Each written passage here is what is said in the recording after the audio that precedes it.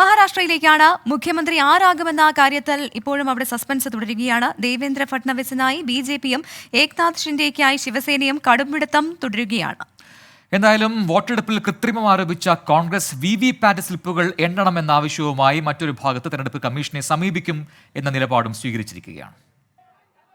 ദേവേന്ദ്ര ഫട്നാവിസോ ഏക്നാഥ് ഷിൻഡെയോ ആരാകും മുഖ്യമന്ത്രി? ഡൽഹിയിൽ മുന്നണി നേതാക്കൾ അമിത്ഷായുമായി ചർച്ച ചെയ്ത ശേഷം പ്രഖ്യാപനമുണ്ടാവും.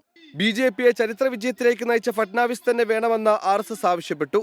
NCP നേതാവ് അജിത് പവാറും ഈ ആവശ്യത്തിൽ ഒപ്പമുണ്ട്. എന്നാൽ മറാത്ത സമുദായക്കാരനായ ഏക്നാഥ് ഷിൻഡെയ്ക്ക് ഒരിക്കൽ കൂടി അവസരം വേണമെന്ന് ഷിൻഡെ വിഭാഗം ആവശ്യപ്പെടുന്നു.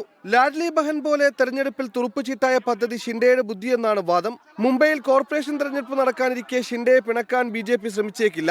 ഒരു മുഖ്യമന്ത്രി 2 ഉപമുഖ്യമന്ത്രിമാർ എന്ന ഫോർമുല തന്നെയാവും നടപ്പാവുക.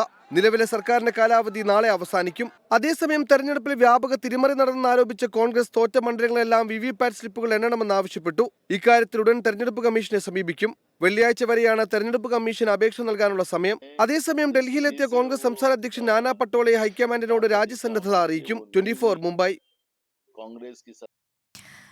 അപ്പോൾ അങ്ങനെ ആരാകും മുഖ്യമന്ത്രി എന്നുള്ള കാര്യത്തിൽ ഒരു വലിയ സസ്പെൻസ് അവിടെ തുടരുന്നുണ്ട്. ആരുടെ വാദമാകും, ആരുടെ പിടിവാശിയാകും ജയിക്കുക നമുക്ക് കണ്ടറിയാം. ഞാൻ കാത്തിരിക്കുന്നത് മറ്റൊരു നാടകത്തിനാണ്. കാരണം മഹാരാഷ്ട്ര എന്ന് പറയുമ്പോൾ മഹാനാടകങ്ങളുടെ നാടാണ്. ഇത്തവണ നോക്കാം എന്തൊക്കെ നാടകങ്ങൾ അവിടെ അരങ്ങേറുന്നത്.